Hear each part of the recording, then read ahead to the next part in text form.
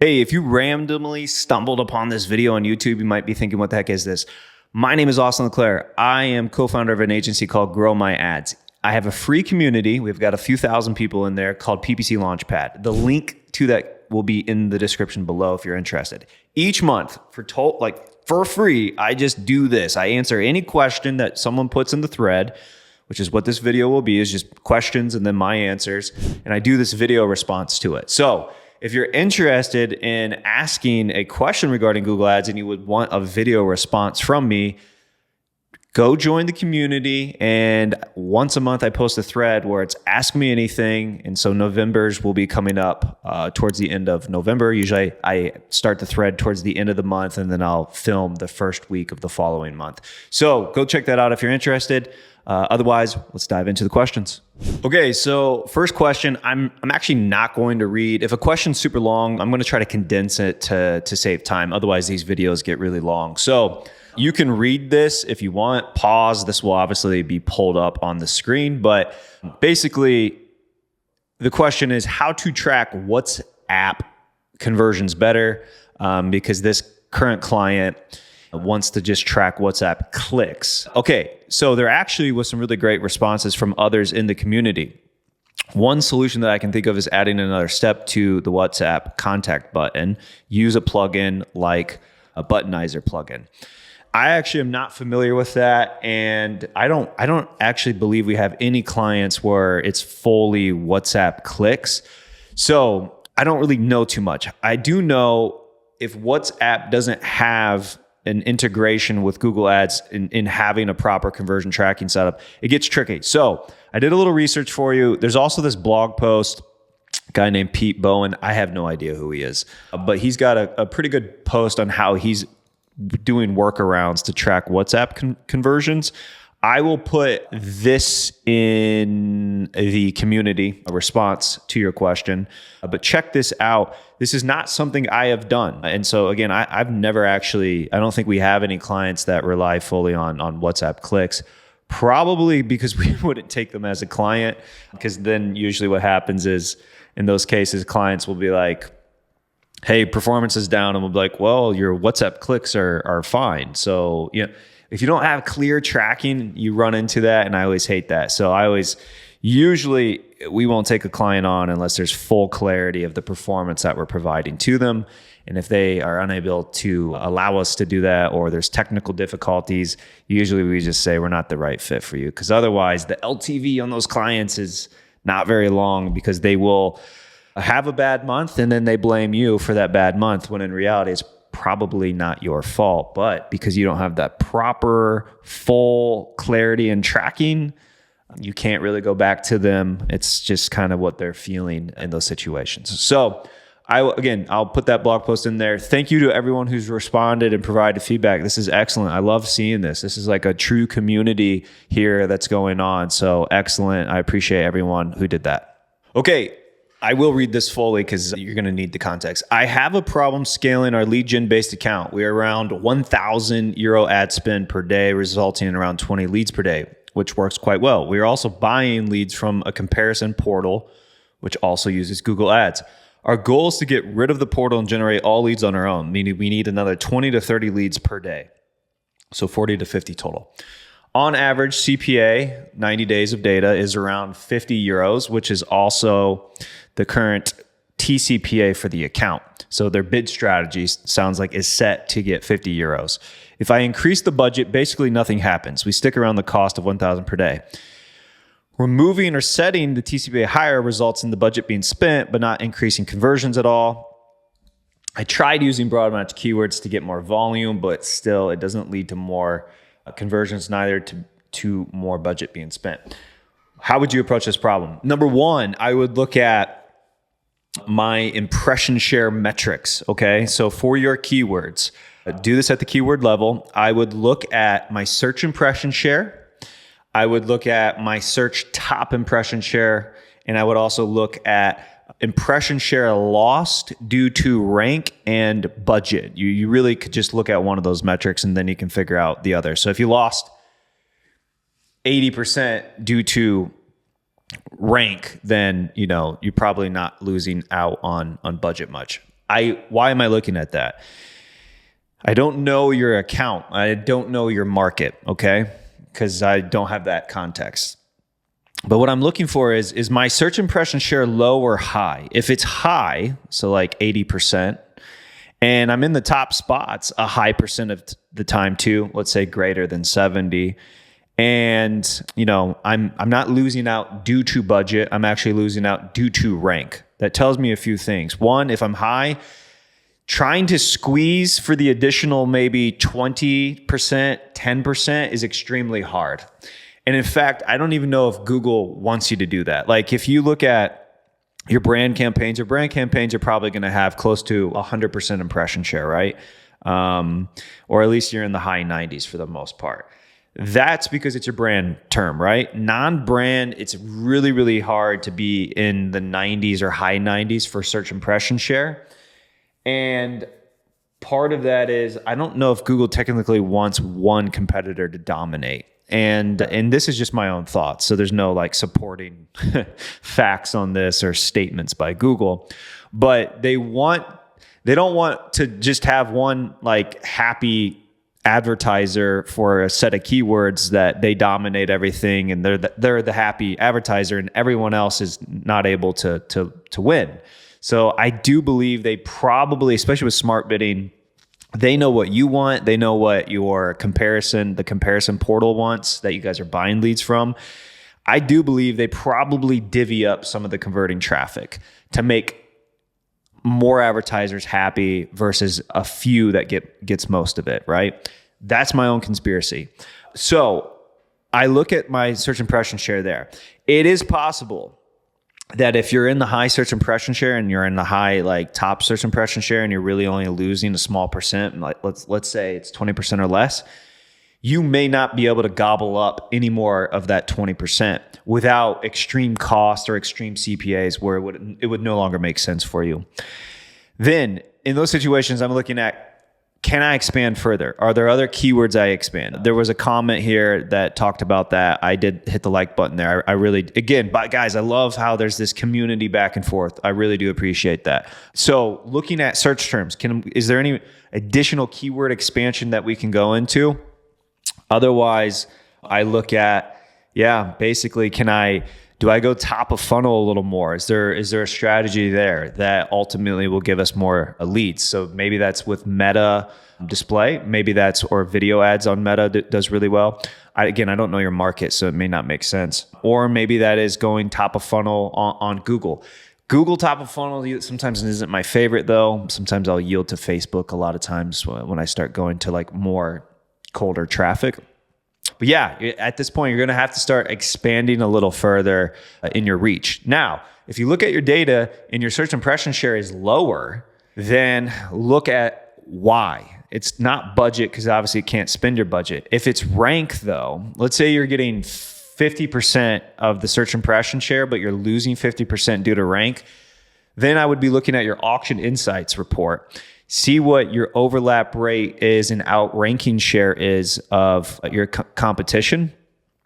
Go on our YouTube channel somewhere. There is a video I have in regards to competitor analysis. So I walk through how to use the auction insight reports if you're not familiar. But if you're losing out a decent chunk or a percent due to rank, then that indicates you might not be competitive enough at this 50 euro per day CPA, 50 euro CPA goal. And so then you have to start analyzing some of that data and making decisions there. Can you go up? Why are competitors able to maybe operate a bit higher? So in this case, I'm actually investigating those metrics first. Then I'm looking at what other campaigns or keywords can I do to try to expand my reach, because I may have tapped out what I'm currently bidding on. Hopefully that makes sense. Okay, is there a way to set up custom experiments in Google Ads Editor? I have tried and failed so far. Ooh, I'm sorry. I actually don't know. I've not set up a custom experiment in Google Ads Editor. Usually I will, when I'm doing an experiment like that, I've done it inside of the actual Google Ads interface. So sorry, if anyone else knows, feel free to respond inside the group on that. But apologies. I do not know the answer to that, not right now at least. Okay, in late July, I took over my own Google Ad account for my e-com store from an agency who has been running it the previous year. Since the beginning of April, my shopping campaign ad spend has been decreasing. TROAS was set to 355 with an actual ROAS being hit of 275. When I took over, I'd lowered the TROAS to 290 and then further to 275 to try and get the budget to spend.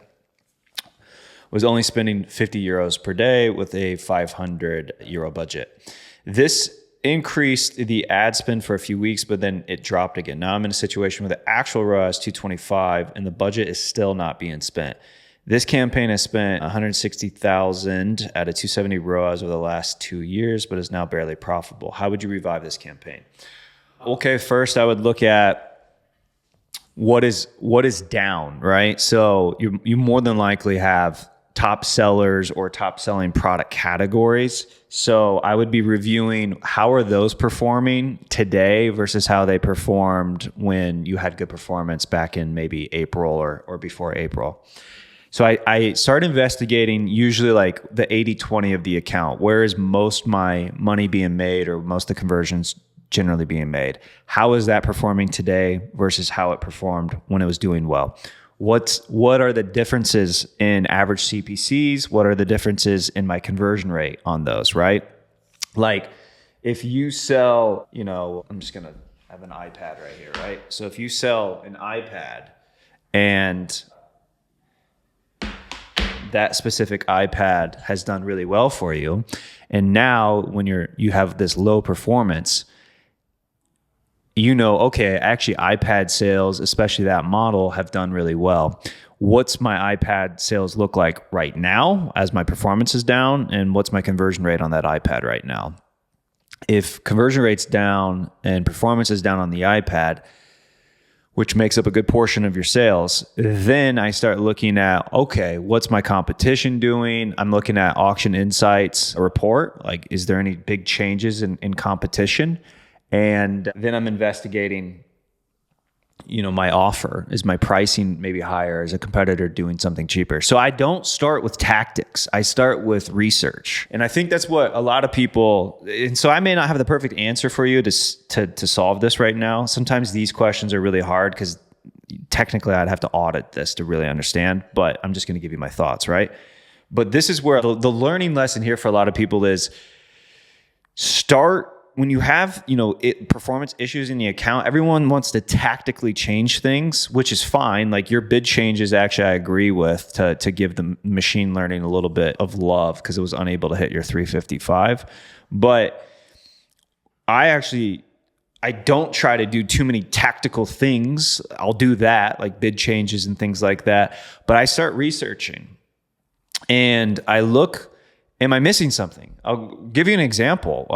I had an account where things were like trending down and we just were like, what's going on? And then you ultimately want to kind of start blaming things, right? Well, could be this, right? It could be the election. It could be, whatever, some outside force. But the reality is we started doing research and we found out a new competitor started advertising. Okay, that changes the game a bit. So we had to do some research to figure that out. And then we figured out what this competitor was doing and they were blitzing ad spend at that time. And so, we had to counter that with some things, but it wasn't like a bid issue. It wasn't a tactical campaign issue. It was really just a market force of a new competitor. So do the research there first. I think you've done some of the right things, but yeah, I think you need to go deeper. You need to investigate before and after metrics here, and then investigate your competitor insights there as well. Because listen, if all things stayed the same and there was no variable that changed, right? Tactically, you haven't done a whole lot different, right? From good performance to bad performance. So you have to figure out, well, why the heck am I not getting the performance I had, right? Because if everything stayed consistent, you would probably have some consistency. Something has changed there, and you have to figure that out. So I would look at the research there. Start with your top products and product categories, look at the before and after, investigate further, and then hopefully you find some information that will help you then determine what tactics you need to do. Because it doesn't appear right now that it's just you lowering the TROAS goal is going to get you increased sales again. So there's probably another outside influence going on that you just have to investigate and find out. Okay, I'm running identical PMax campaigns for two neighboring countries that speak the same language. One is doing well, the other is not. Do I combine them into one campaign? Would I be able more or less just copy asset groups over? There's no way of geo-targeting just one asset group, is there? No, there's not. Your campaign setting is what dictates where your geo-targeting is. No, do not combine them. So I'll give you an example for the US, right? A lot of people will try to mix Canada and the US. Sometimes it's fine, but then a lot of times I'll look and I'm like, you guys are just wasting money in Canada. And then I'm like, what's your overall sales in Canada? And they'll look and they'll be like, oh, it's like 2%. Like, what are you doing? Like, don't even focus on that 2%. And why even mix it into your ads? So some people think, oh, we'll just add Canada and then we'll increase our sales that way. It's usually a little more complicated than that for international or expansion or expanding to other countries, even as simple as Canada and US. Sometimes it's fine, right? Here's the reason I don't like mixing it. When you mix, even though they speak the same language, these countries, usually the countries will behave differently, right? So maybe there's different time zones, and then now you're mixing them into one campaign with those mixtures of time zones. There's usually a difference in competition in those areas, etc. So there's a lot of these variables. I prefer to segment them. Really what you should be doing is, why is one country doing better than the other? What's the competition look like in that other country versus the country you're doing well in? What are the offers like in that other country versus the country that you're doing well in? That is more than likely causing why you're not doing well. For whatever reason, there's a competitor in that other country that may be better. I don't know. But it's not as simple as, hey, I do really well here, and just because they speak the same language, I'm just going to go blast all those other countries. But mixing them won't do anything for you, because the smart bidding still is just going to have to try to figure out that country, and it's not going to do well. You'll actually then dilute your performance from the high performing country. So let's say you have a goal of 500% ROAS. I don't know what your goal is, right? But what it will do, the smart bidding, what we'll do is, like, it knows it'll be able to get like good return from the good country, and it will use that good return in order to shave off and spend some money, impressions and clicks on testing the other country that doesn't do as well. So it knows, hey, we could probably hit 500%, and it does that, takes that revenue that it's able to generate at a 500%, and then it's able then to spend a little there on that other country, which then minimizes what you're able to get from your top performing country. So I believe if you mix those two together, in the short term, you're definitely going to impact the sales that you're getting from the high performing country that you're currently in. So don't mix. I try not to mix. Sometimes it works, but most times it's best to segment countries out like that. And in this case, what you should be doing is figuring out, why am I doing well in one and not the other? That comes down to, actually similar to the last question I answered. You just got to dig in, do some research, look at competitors, look at the offers, look at the differences maybe in those countries. And more than likely, it's not a tactical thing. It's probably something outside force influence that you just are unaware of right now. All right, Jamie, I'm working with a real estate client trying to get them leads of people looking to sell property.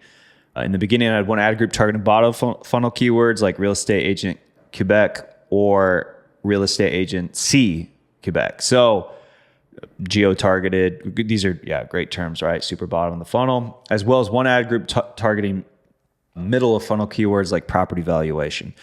First ad group didn't get any conversions after spending $300, so I turned it off. Second ad group is now spending $50 a day and getting consistent leads at $60 CPA, which is within KPI. I would like to scale the campaign further, but the valuation ad group is already at 75% impression share. Would it be worth increasing the budget? If not, would it be worth it for me to improve bottom of the funnel and try to get it working better to scale that way, or start targeting more top of the funnel keywords? All right. I actually answered a question earlier, right, in regards to looking at this. So this is very good information you provided me. Your your campaign that's doing well right now, you're at a 75% impression share. When you're at this level, so you're almost at 80, right? That additional 20% can get very expensive to try to go after. And so, yeah, you could try spending more, but ultimately what you may find is your CPA goes up. This is something you're going to have to just test, right? And I would be looking at also then like what your top impression share is, et cetera there. But you're already pretty high, and you are in a narrow, like it's not like you're going after a country, right? This is just a area in Canada. So you're not, it's not a massive place. And obviously it's a decent sized city, but it's not like you're targeting a huge audience in this case. So 75% at your KPI might be it. So what do you do? Because first I would test trying to go a little further. I always do that. I just try to figure out what is the actual ceiling. You're just going to have to understand your CPA may go up in the short term to try to figure that ceiling out. But more than likely, you're not going to be able to get much gain for this additional 25% of impression share out there without seeing an increase to CPA. But I would still try to test a little bit and push the boundaries. Then, so what do you do, right? Well, you've just got to figure out why is that working and what other terms can we go after? Or how do we get bottom of the funnel to work, right? I will say bottom of the funnel for real estate agents is very tough and expensive. and just from my experience there. So here, you're not going to probably get $60 CPAs when you have for real estate agents terms. It's an expensive play. By the way, from what I have seen real estate wise, you need to be using like a website like Real Geeks. This is, I forget what they call it, IDX or something, but you need to have, IDX websites. You need to have a website that's IDX. This is for real estate agents. This converts way better. Really like what a lot of the top performing real estate accounts that I've worked with or analyzed or like did audits for, they're using an IDX website. And I wish I could find example websites. There we go. Give me a visit website. That's broke. All right. So this guy's in Emerald Coast. I don't actually even know where that's at. But what really works is like people who are looking, because most people are looking just for a house, right? So they're just starting to look for homes. So they may be looking for homes in that area. And I don't really want to do... So he's in Florida. Destin. We'll just do this. We'll do Destin. Okay, boom. So if I'm looking for this $5 million coastal beach house here, you see this? Boom. This pops up. This is what a lot of the top real estate accounts I know, this is what they're running. And it's IDX websites that are capturing your information on houses that you're trying to look for. Then the back end is where they're getting, conversions or people to work with them as realtors or whatever. So I don't know what they're doing, but that's probably it can't just be like, hey, I'm a realtor and fill my form out for me to contact you. There are people who are looking for that, but actually where most of the volume and lead flow can come from is just trying to target people looking at houses, and you just have an IDX website to capture that. But maybe that's going beyond what your question really is. Yes, I would be looking at first trying to increase budget, see if you can get more out of that. More than likely you won't unless you are okay with a higher CPA. Then the next is figuring out, how do you get bottom of the funnel to work, or can you target other top of the funnel keyword strategies, or even investigate other channels like Meta if they're not doing that. So you're at this expansion stage now, and now it's just further testing on that. Hope that helps. Dave, there isn't a magic formula to determine what your ad spend needs to be to give it the best chance of success. However, you were working with a newer growing brand. Is there a strategy to estimate a budget to build to? Is there specific data? We're spending 40 a day on shopping ads, and I know that's not enough to get a meaningful return. What information can I use to make an educated guess what budget needs to be to get a solid assessment of the campaign? Our average order is 80, and our CPC is 55 cents, which sounds pretty good. Yeah, it's not bad. Yeah, actually, starting budgets are always tough. A lot of times if I'm talking to people, and listen, you can make small budgets work. A lot of time if I'm talking to companies who are like just starting out, and I'm like, listen, if you don't have $3,000 to $5,000 per month to invest in Google ads and not make money right away, it's probably not for you right now. Go do guerrilla marketing tactics to get, some revenue and have some cash then to invest. That doesn't always mean you can't spend lower, because I know companies that will spend $1,000 a month and they're killing it, but they're in a local market or something in a unique niche or industry. You at $40 per day with 55-cent clicks, it's not bad. So you actually should be getting enough volume coming in to at least have a little bit of momentum. Now, the more you spend, the more the more data you get quicker, right? So you can start making judgments and analyzing the data faster. The one thing that a lot of people will do that they screw up is they spend too small.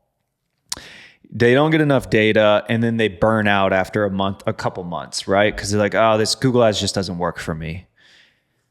Well, it probably does for some of your competitors. So why is that? So that's why sometimes I'm like, if you don't have enough to invest, maybe it's not there. I think you're probably going to get enough data even at $40 per day with shopping ads at 55 cents a click.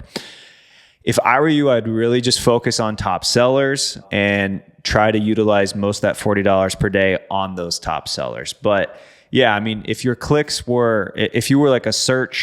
running search campaigns and you're not e-commerce and let's say your CPCs were $10 on average and you're running $40 per day, I would say you have no shot. You must spend more or you will not make this work because you won't get enough momentum. But and I do usually say you want about 10 clicks per day. So actually there was a comment here where they talked about getting, using the first top of page bid times 12 and then times that by 30 to get a monthly spend, 10 clicks per day. Yeah. So and they were utilizing 12. This isn't a bad answer. This is a pretty good answer. Not bad. But in your case, your bid's like 55 cents for shopping right now. So I think you're okay at 40 per day. If you have more to spend, then put a little more into it. But really what you want to be focusing on are you targeting your top sellers? Because this is going to give you the best chance early on to actually start getting some sales data coming in and utilizing that full daily budget on some of those top sellers, products or product categories, right? Or brands, or what, I don't know your business. So whatever that may be, you'll know. Focus your money and clicks and CPCs there. Get some momentum there. Then you can try to start expanding further. I talk about this in some of my videos on the YouTube channel in regards to like new account builds, new account e-commerce strategy, new e-commerce strategy. There's a video on our YouTube channel regarding that. So maybe check that out. That framework might help you a little bit as well. But I do think you have enough to start as long as you're focused on the right products there. And then keep an eye out on the search terms and what's showing for you. I'll try to link that e-commerce new strategy for new e-commerce accounts. I'll try to link that in my response here for you. Hope that helps. Hi, Austin. I would like to know if it's a good idea to use Performance Max campaigns for lead generation, and if so, what recommendations could you give me to make it work in the best possible way? I'm not a massive fan of using PMax for lead gen. It can work. The issue is a lot of times it does generate some spam, and I just cannot. I hate that, right?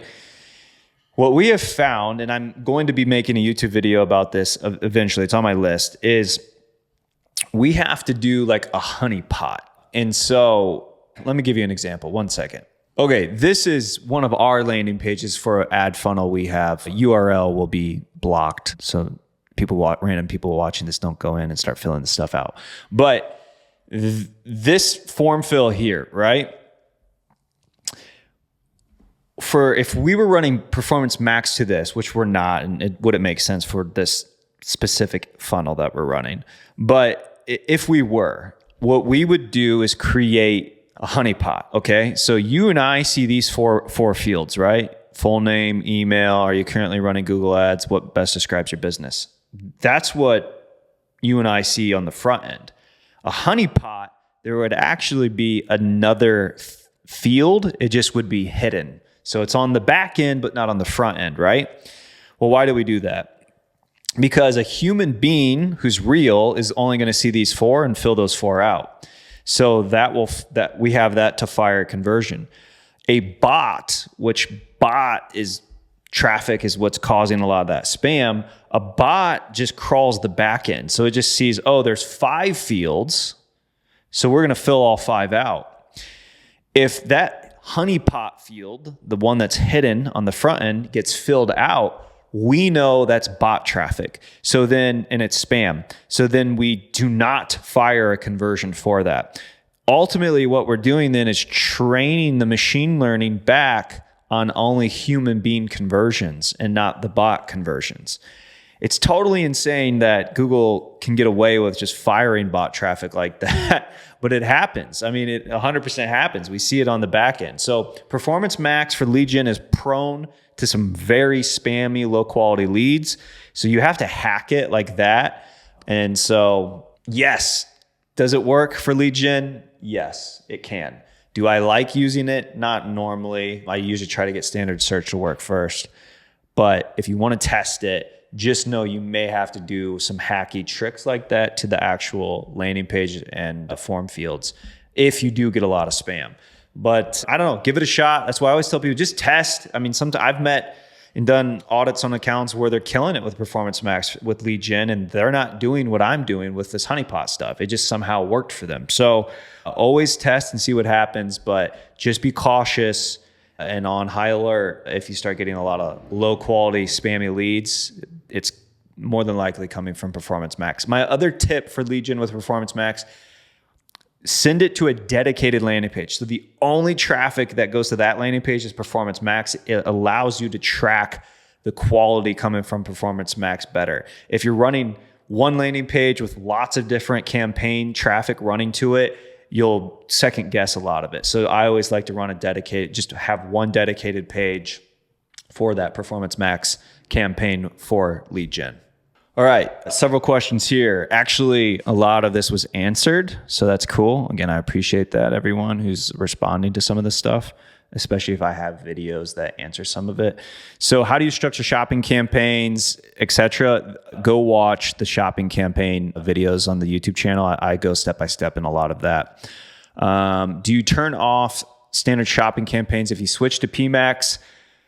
I still usually will run a catch-all. And a lot of times I'm running hybrid methods. PMax will be a lot of times best sellers over time. And then standard shopping will be my low to mid performers.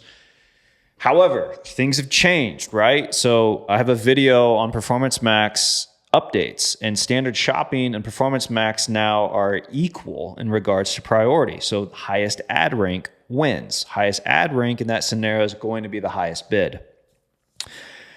That's changing the game a little bit. So the way standard shopping plays with PMax is a bit different. And so I'm doing some experimenting there. I think this actually gives a little more power back to standard shopping campaigns, which I'm okay with and a fan of. So yes, my catch-all, like if I'm running a catch-all standard shopping campaign along with a PMax campaign, PMax is more than likely going to win the ad auctions now, because my bidding here is going to be higher than my catch-all. Catch-all usually is going to have a low bid set to it. It's there as just a safety net. So no, I don't turn off all standard shopping campaigns if I switch to PMax in that case. And I go through a lot of that in the Performance Max course and as well as some of those shopping videos. Just know though, If you're running overlapping products and you're trying to optimize a standard shopping campaign while optimizing Performance Max campaign, and you're bidding them very like in a similar way, or one's a little higher than the other, you just know how they behave today. And it's based off of ad rank. So watch that recent video on the YouTube channel. It's called Google Ads Update. This changes Performance Max. I talk about that there.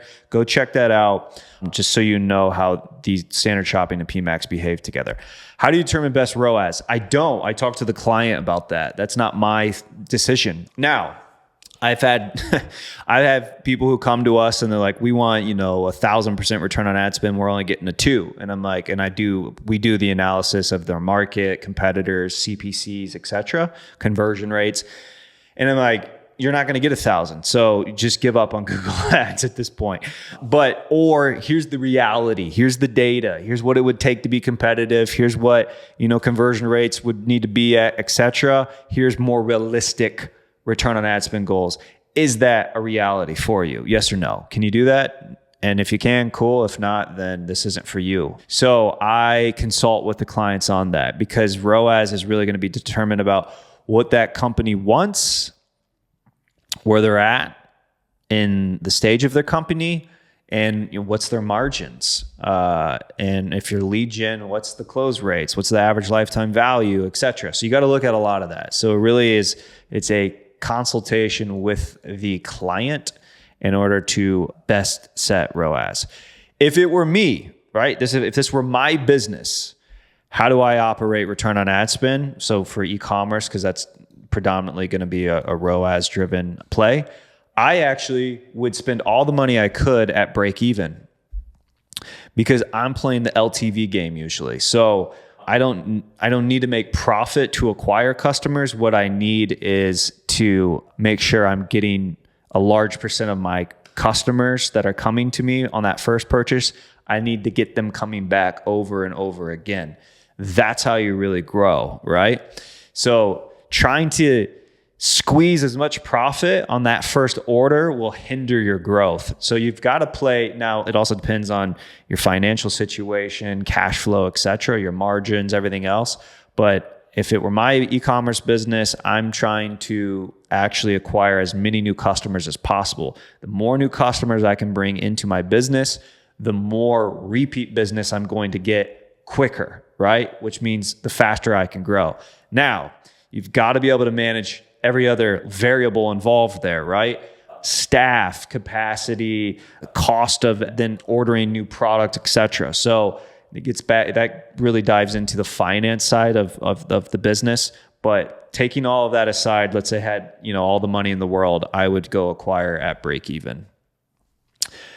Do you prefer tracking by GA4 or a Google Tag Manager? I prefer using Google Tag Manager or Google Ads Tag. GA4 will underreport by 5 to 10% because the way it does the attribution, and then you're importing it into Google Ads. So always use the Google Ads Tag for your conversions inside of Google Ads. I run GA4 still as an import. I set it to secondary. I just do that to kind of cross-reference the data between the two, but I'm always using a Google Ads conversion tag, whether it's e-commerce or lead generation. How do you determine the budget if the client told you to specify the budget you want? I just care about sales. What is the factor do you look at? I look at CPCs in the industry, and I need to get at least 10 clicks per day minimum, bare minimum at one campaign level. So yeah, if a lawyer, so I'll give you an example. Lawyers come to us sometimes and I want to spend $5K a month, or they're only spending $5K a month. And I'm like, you're a personal injury lawyer. Terms are going to cost you $200, $300, $400. $5K isn't going to cut it. So if you want to play in the game, this is what you're going to need. You're going to need a couple $1,000s, potentially a day. I mean, the best personal injury lawyer accounts that I have all spend big money. Those that try to hack at it with 5K can get lucky, but they'll never have consistency. And by lucky, I mean, they'll have a couple good leads that just randomly trickle in, and then they'll have big deals from those. And then, it pays for more than the ad spend, et cetera. But you'll never have consistency. It'll be very, very hard to ever scale.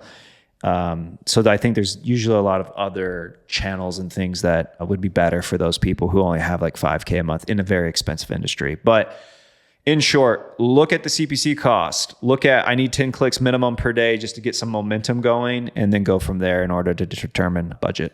Love the free PMax course you put together. See much better results, not paying a small fortune for an agency. Awesome. Will you be releasing a paid in-depth course? And usually how far can you scale your free course before you need to start doing more advanced tactics? Currently spending 5 to 6K. Okay, so here's the plan. The free community I launched, I think at the beginning of this year or maybe towards the end of last year. So it's not even a full year old. And I used to like participate and answer all the questions that were in there. But that's when I only had like maybe 100 or 200 people in there. There's over 2,000 people in our group now. I literally can't keep up. I'm busy, right? I run an agency here at Grow My Ads. I have consultations with, I've got companies that pay me one-on-one for like one-on-one work, consulting them.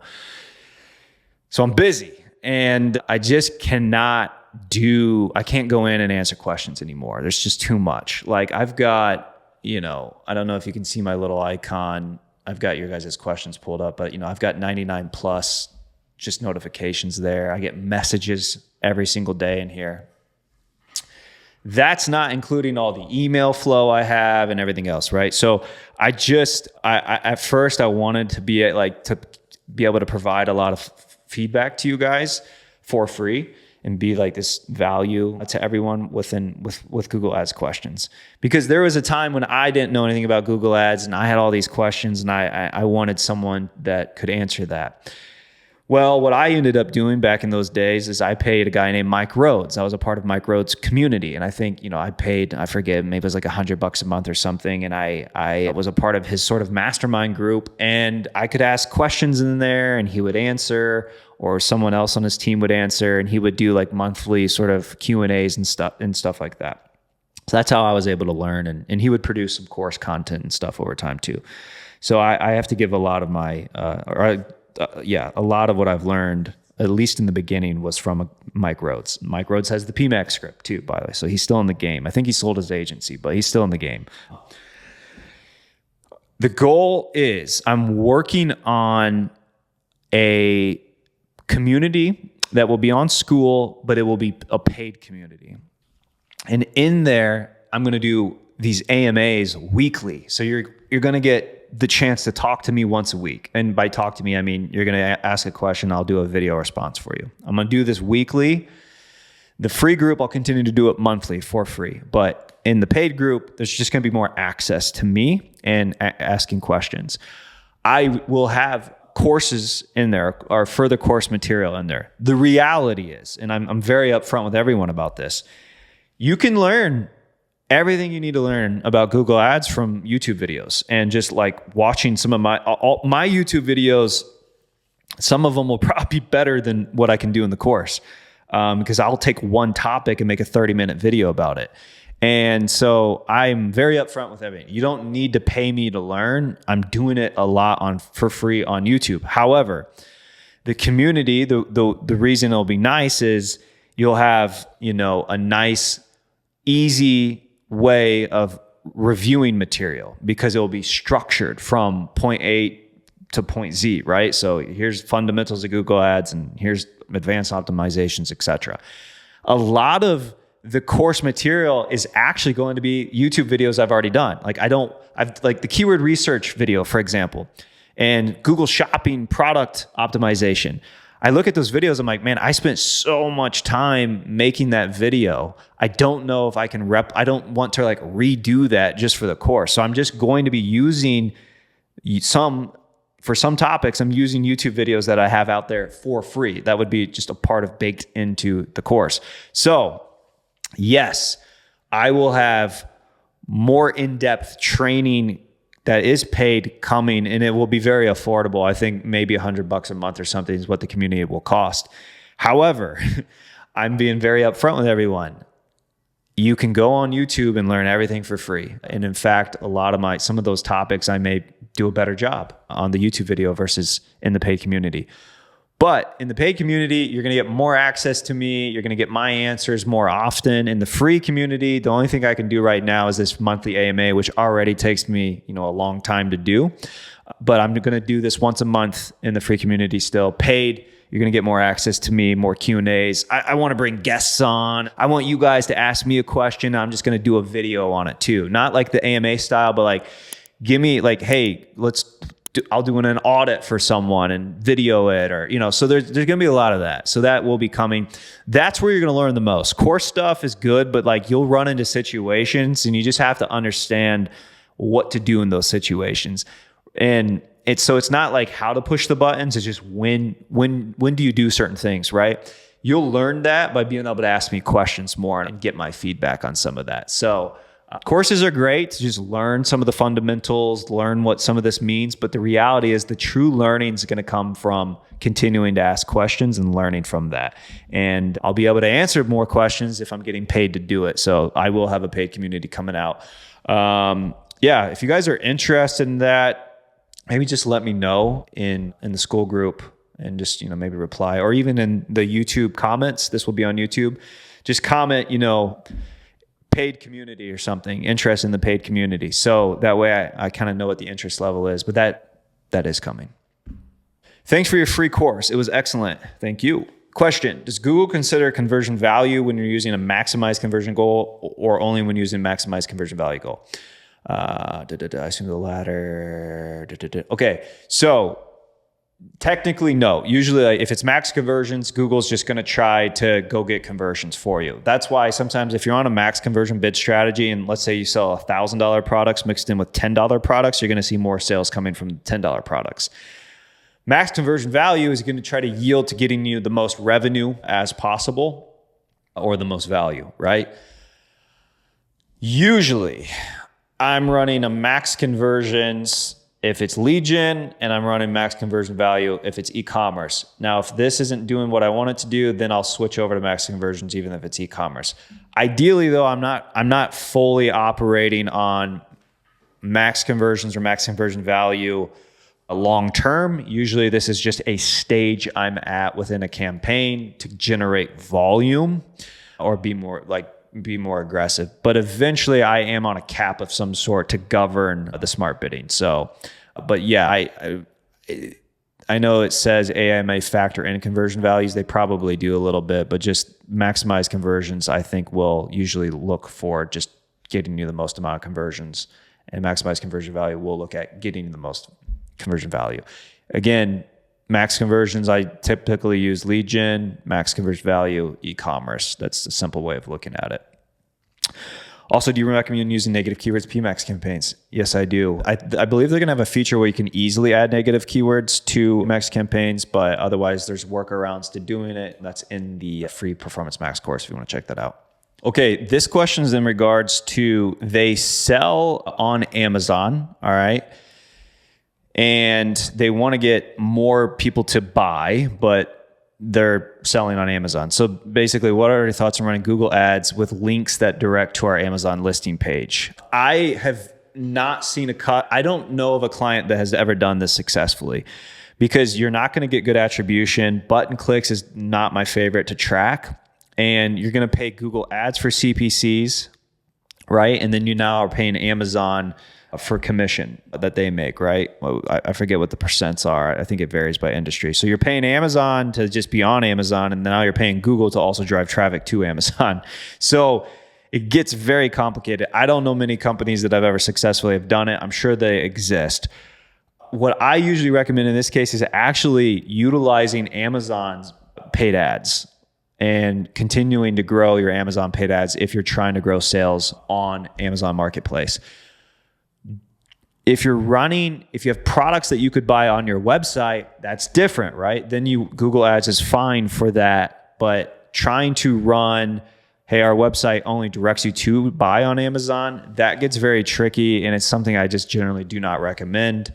And I would just stick with Amazon paid ads to your Amazon listings in that case. So yeah. And again, I've seen a lot of companies try to do it. I just don't know of any that have done it successfully and continue to do so. Usually they give up on it after a while.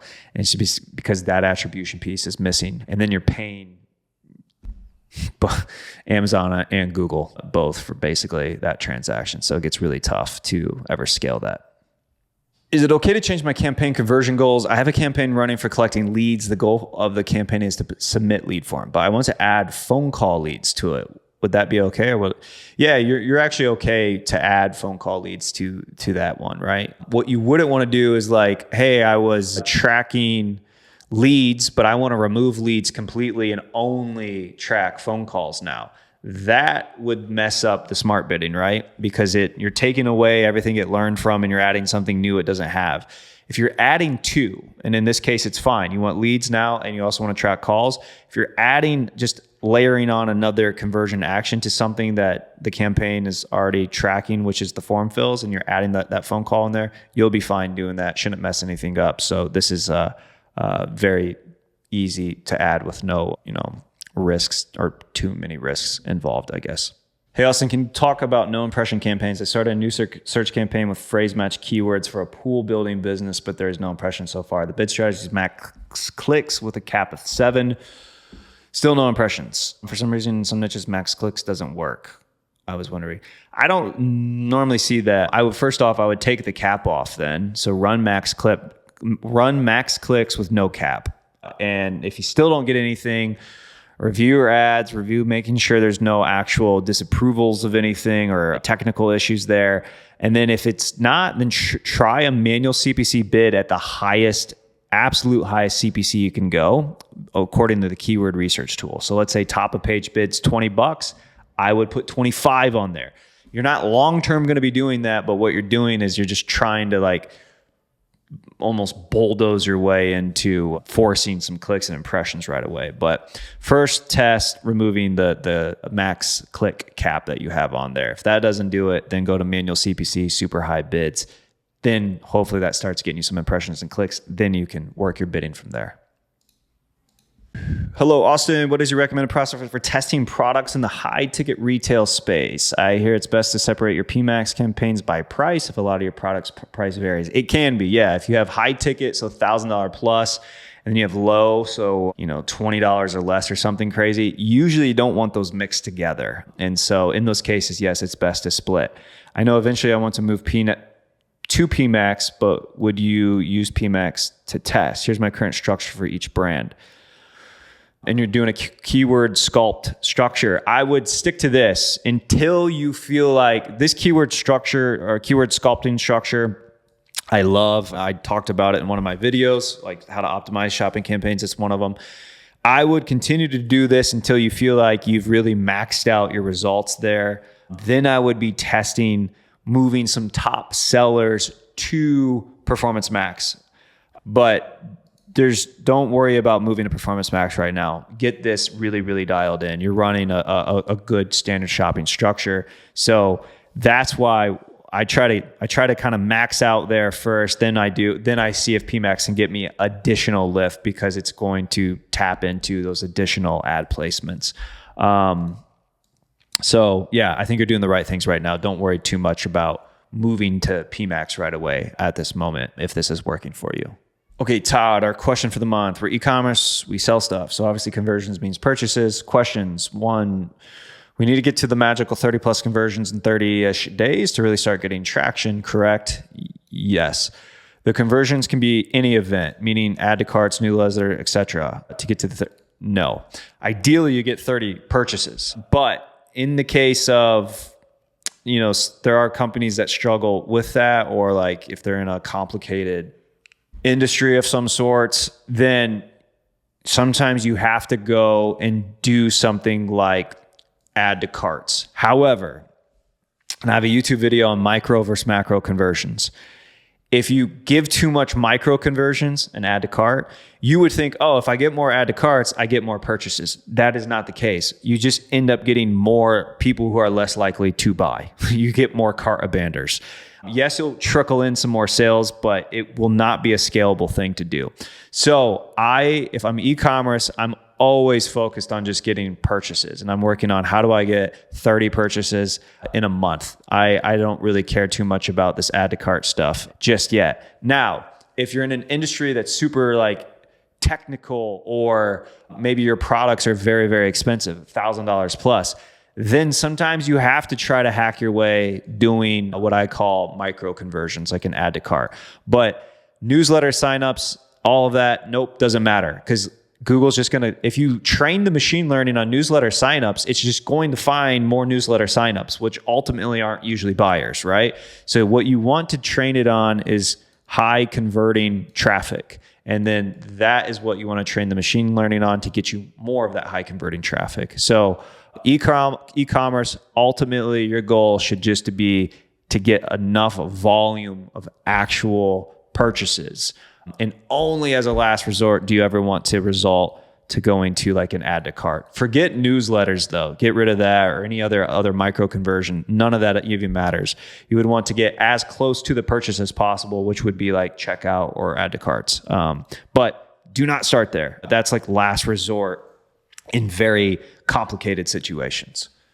All right, I was wondering if I am running feed only for 600 products for budget around $200 to $300 for 3 campaigns. My TROAS I set to 100 or 130% for all of them. Should I just remove TROAS from all of them and keep it at max conversions, but all 3 of them have got me more than 100 conversions? Super confused. Setting a TROAS doesn't spend all budget, doesn't keep me that profitable, just break even, or maybe $10 to $20 in profit.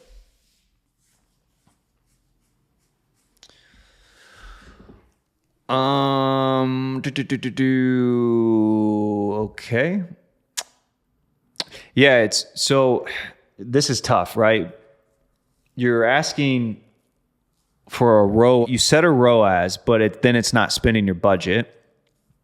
And then you're asking, should I just remove that? So in your case, and I would have to have more context here, but in your case, listen, if you tested max conversion bid strategy, right? And you're more profitable doing that because that's what the performance is actually getting for you, then do that. The TROAS strategy that you're setting, the reason it may not be able to hit the budget is because Google doesn't know how to spend all that money and hit your ROAS target. But that might not matter in your case if you're saying, hey, if I run max conversions, I actually am better off.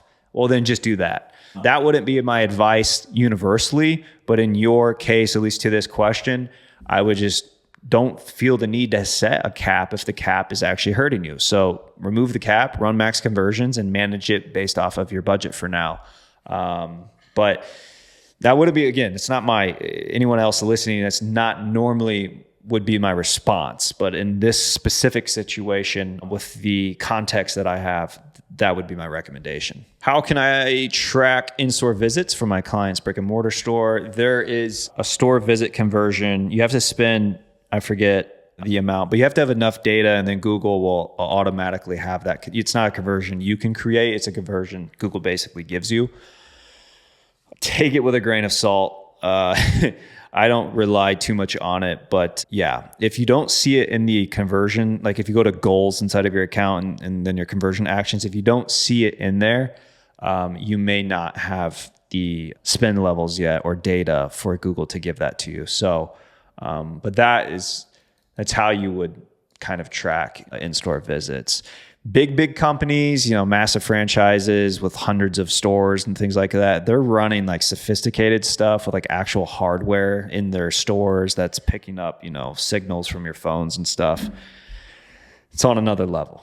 And I've actually never dealt with that, but I have heard that's how some of the big guys are doing it.